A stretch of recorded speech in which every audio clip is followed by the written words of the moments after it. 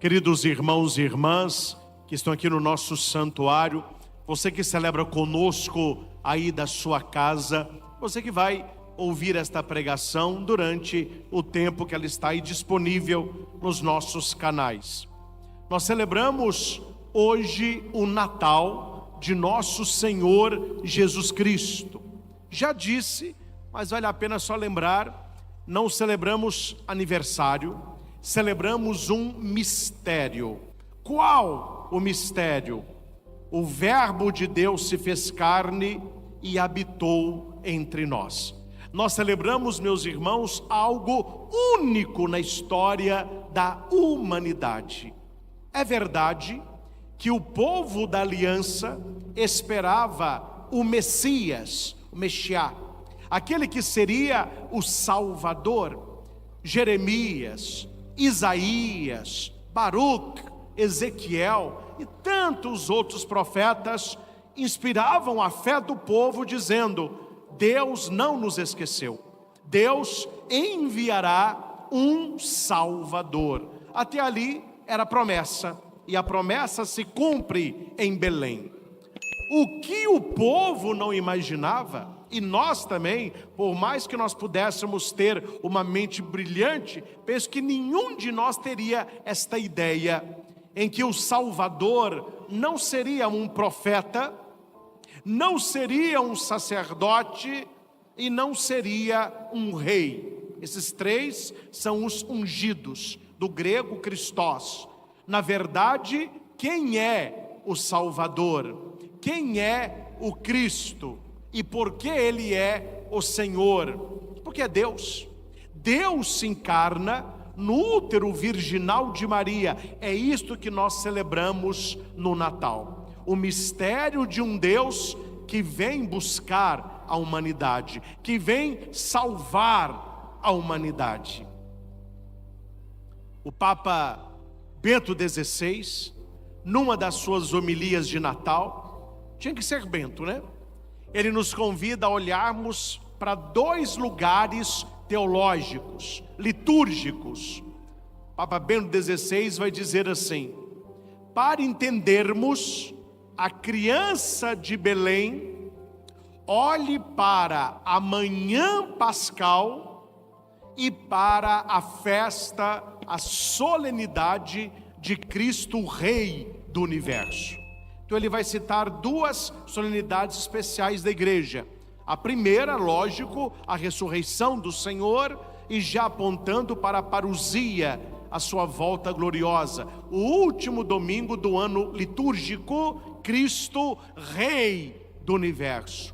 Se você entender quem é aquele que ressuscita, e por que ele ressuscita, e por que ele doa a sua vida na cruz, e se você entender que este que foi crucificado, que é o ressuscitado e que voltará em glória como Rei dos Reis e Senhor dos Senhores, se você entende essas duas balizas, Páscoa e parousia, você entenderá o mistério do Natal. É Papa Bento que vai dizer que a luz que ilumina a gruta de Belém, ela vem do túmulo da ressurreição. É a luz da vitória sobre a morte que ilumina a pequena gruta da cidade de Belém. Este nome significa casa de pão, vem de Benru, que é no nosso português aqui, padaria.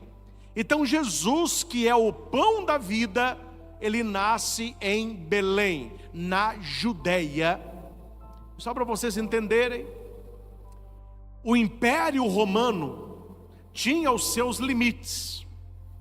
O limite oriental do Império Romano, até onde o Império ia, e aqui vale a pena só lembrar um detalhe, para esta época, quando se diz o mundo conhecido, equivale ao Império Romano. Se diz Império Romano porque a sede era em Roma, onde morava os Césares.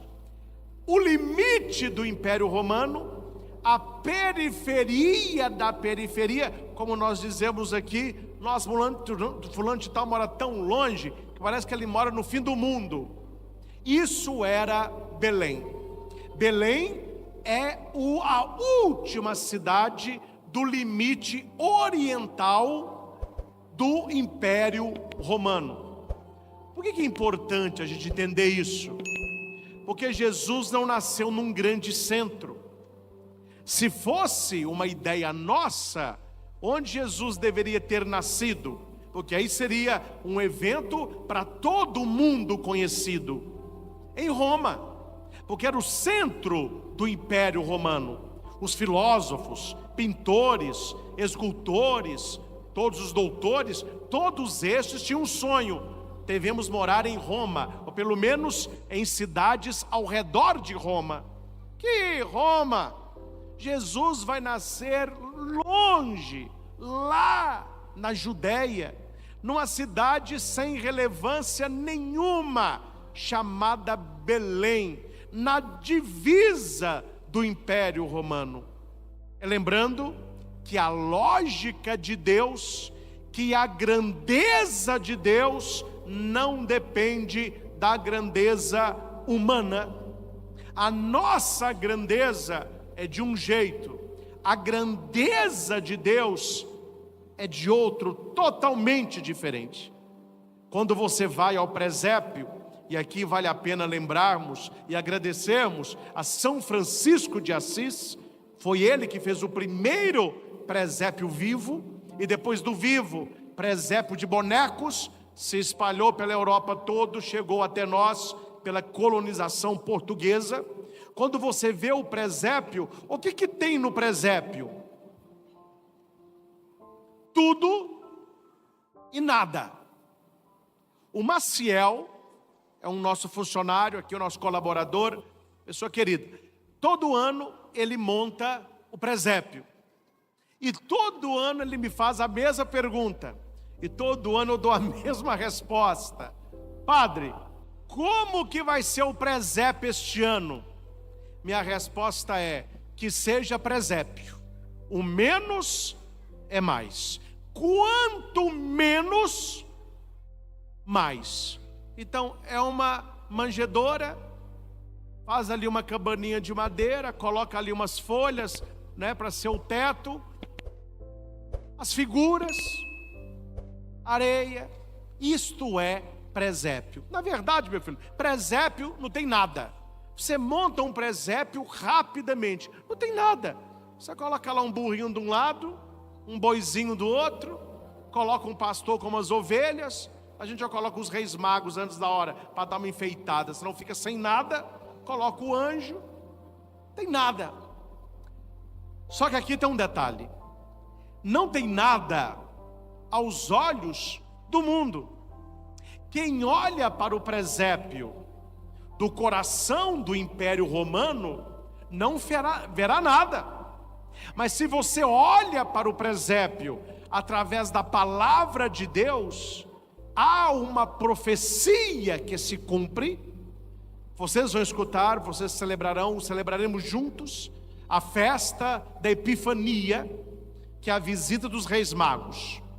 Quando os reis entram no palácio de Herodes, a notícia da profecia já era conhecida por eles, não era de semanas, anos ou décadas, de séculos. Tanto que Herodes vai perguntar: o que vocês sabem sobre o nascimento de um rei? Os sacerdotes respondem na ponta da língua. Há uma profecia que diz: e tu, Belém de Judá, não é a menor dos clãs, porque de ti sairá o Salvador. O teu nome será conhecido por toda a eternidade. Então a profecia já tinha. Qual a profecia? Que o Messias nasceria em Belém de Judá. Tanto que a estrela que os reis magos seguiram, ela não vai para a sede do império, ela vai parar aonde? Na cidade de Belém. Tanto é que a estrela pegou o nome do acontecimento. Quando você faz uma árvore de Natal, quando você arma o seu presépio, como que chama a estrela de Natal? É por causa disso. Estrela de Belém, porque ela parou na cidade de Belém. Então no presépio não há nada para aqueles que não têm fé, mas há tudo para nós que sabemos quem é a criança da manjedoura. Quem é a criança da manjedoura? O evangelho que nós escutamos é chamado de prólogo de São João.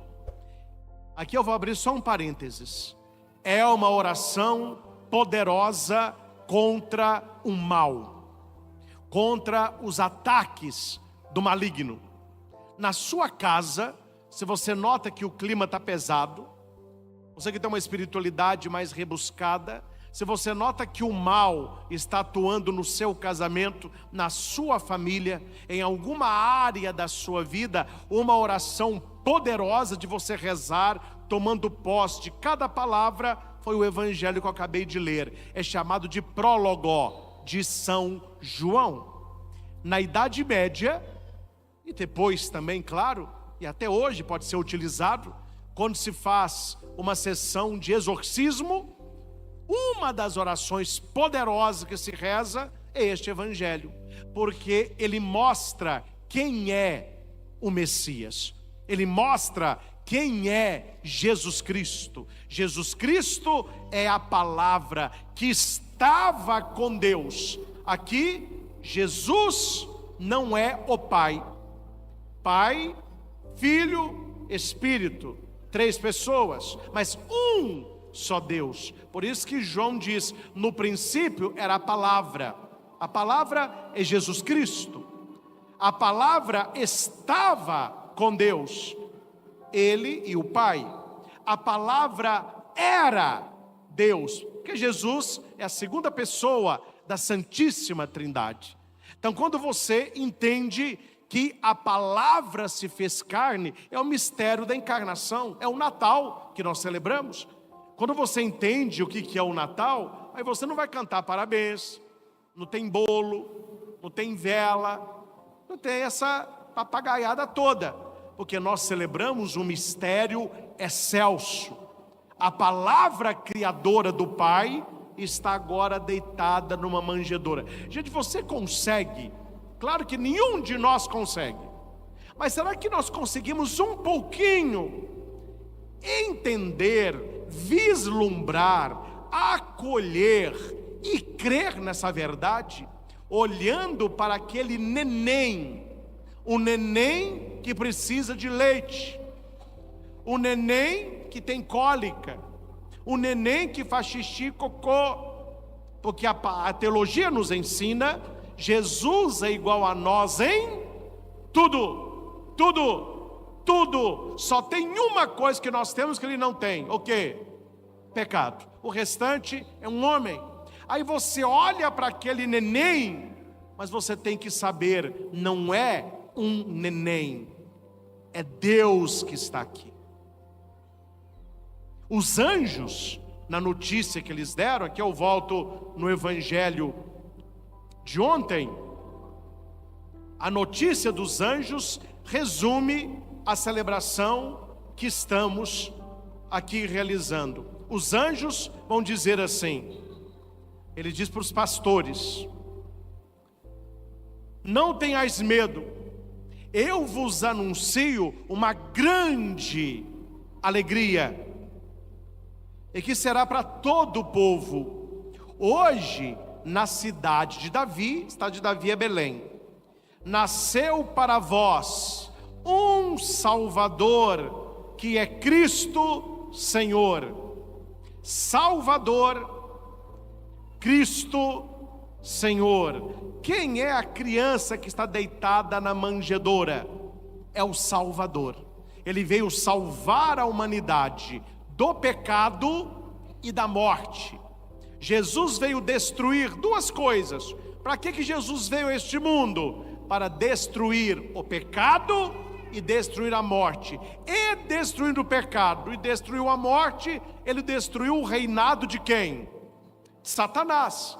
Então por isso que o embate com o diabo acontece em várias vezes no Evangelho. Jesus veio para destruir o pecado e aniquilar a morte. Eu ouvi, não me lembro onde, uma pessoa falando comigo: padre, eu não tenho medo da morte, eu tenho pena, porque aquilo que Deus fez, a morte vem totalmente ao contrário. Uma rosa é bela até que a morte a toque, ela fica seca e some.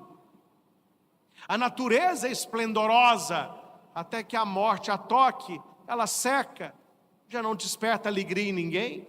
O ser humano ama infinitamente até que a morte vem e toca, leva os que amamos, depois nos leva. Então a morte não é digna de medo, ela é digna de dó, porque Jesus já venceu, e a morte corporal não é a morte espiritual. Então Jesus, ele é o Salvador, ele veio salvar a humanidade, vencendo o pecado e vencendo a morte.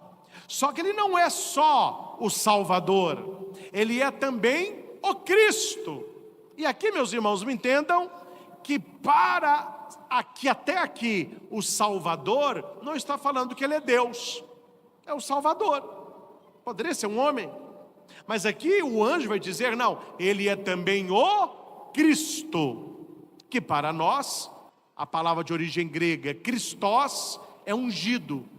Então veja bem, eu já disse na pregação que Jesus não veio como rei, como profeta e como sacerdote. Ele nasceu numa vila humilde de Belém. Mas quando o anjo diz que ele é Cristo, ele tem a plenitude da unção. Cristo é aquele que foi ungido. Por isso que a gente, no dia da crisma, o sacramento leva esse nome. Nós seremos alter Christus, outro Cristo. Então, quando fala que Jesus é o Cristo, ele é a plenitude do sacerdócio, ele é o sacerdote dos sacerdotes, ele é o rei dos reis, e ele não é só um profeta, ele é o próprio Deus que nos fala. Então, Cristo, ele é o ungido do Pai. E ele não é só Senhor, e ele não é só Salvador, ele não é só o Cristo, ele é sobretudo o Senhor. É aqui que nós entendemos que ele é o Filho de Deus. Quando Maria responde ao anjo: eis aqui a escrava do Senhor. Quando ela visita Isabel, Isabel relata: o Senhor foi bom para conosco.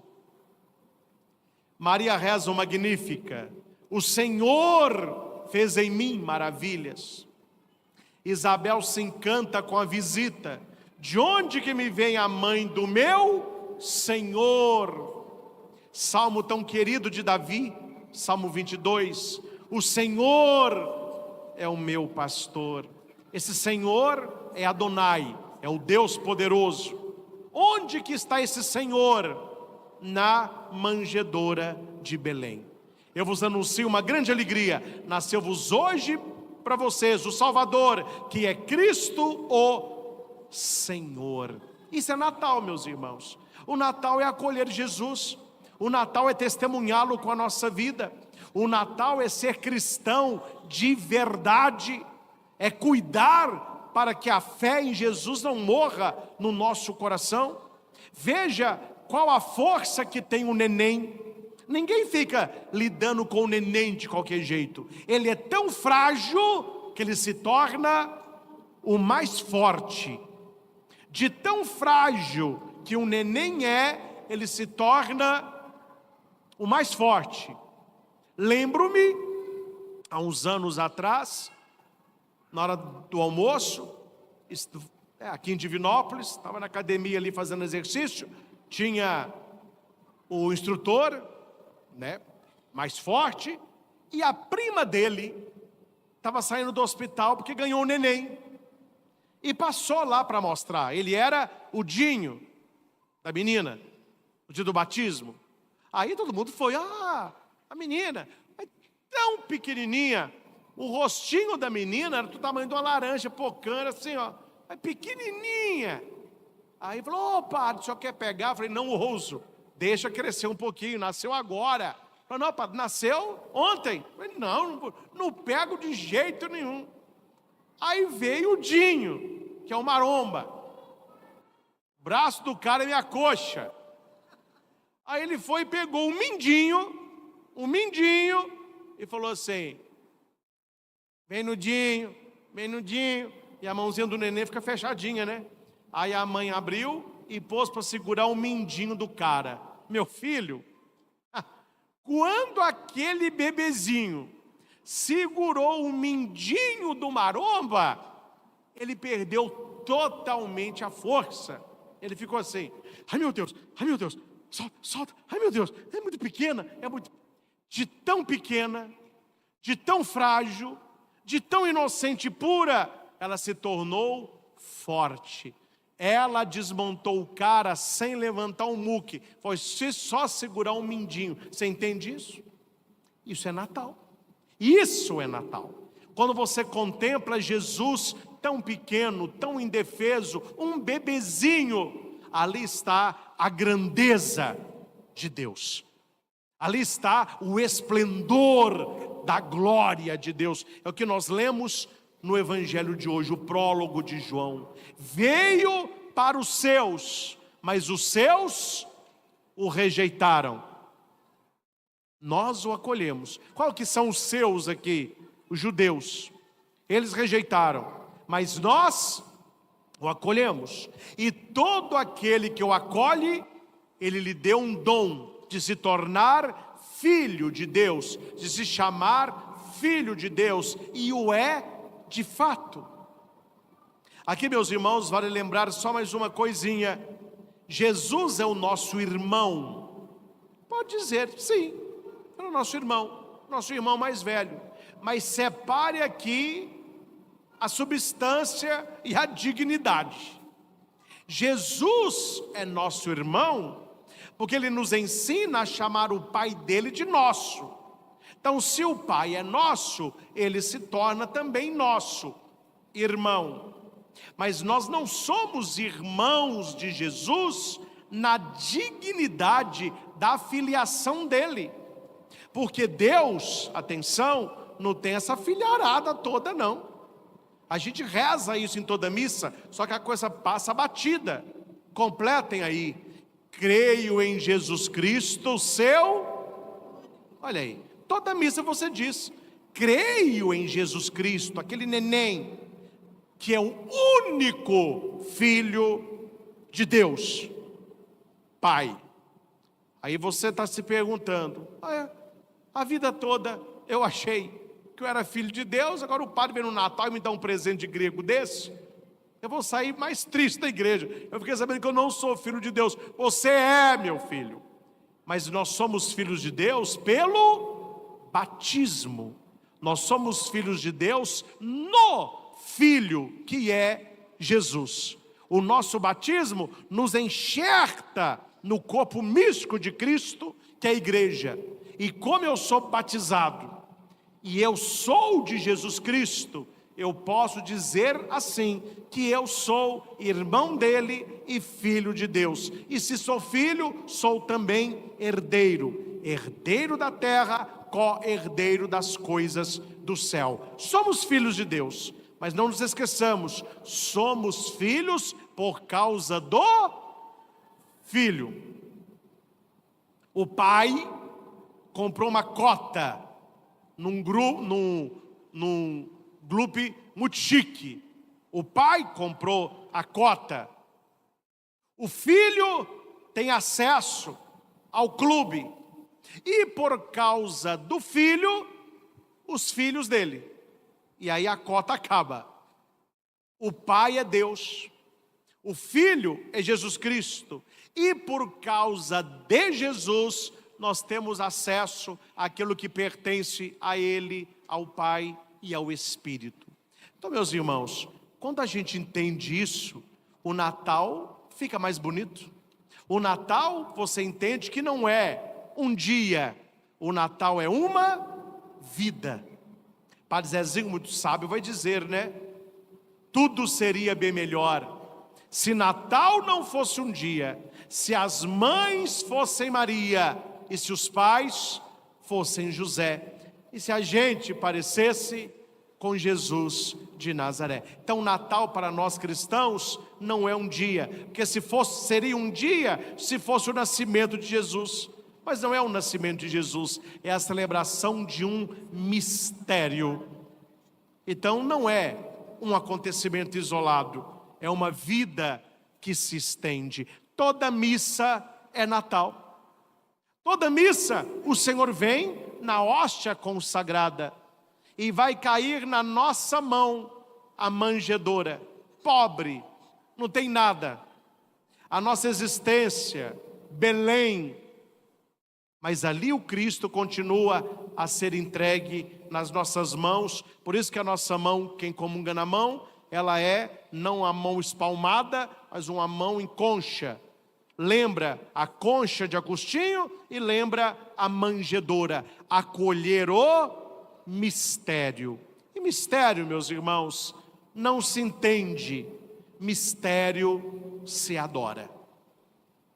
Isso é Natal. Quando você for a Belém, não fica perguntando demais, e aí Maria, mas como que foi?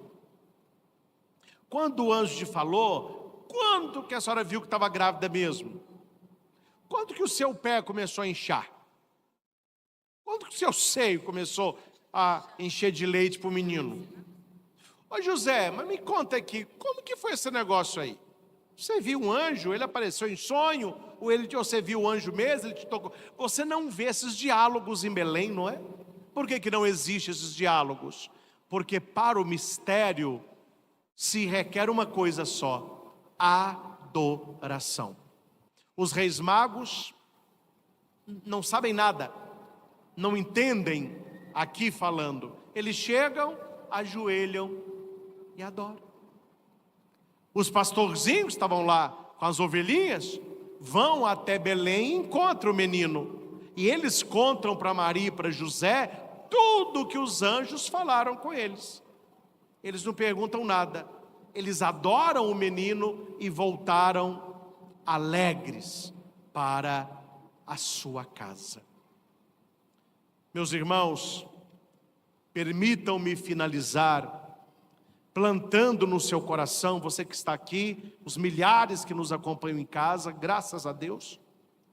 Deixa eu plantar uma sementinha. Se Deus quiser, vai brotar aí. Lá na Páscoa, a igreja se torna o sepulcro.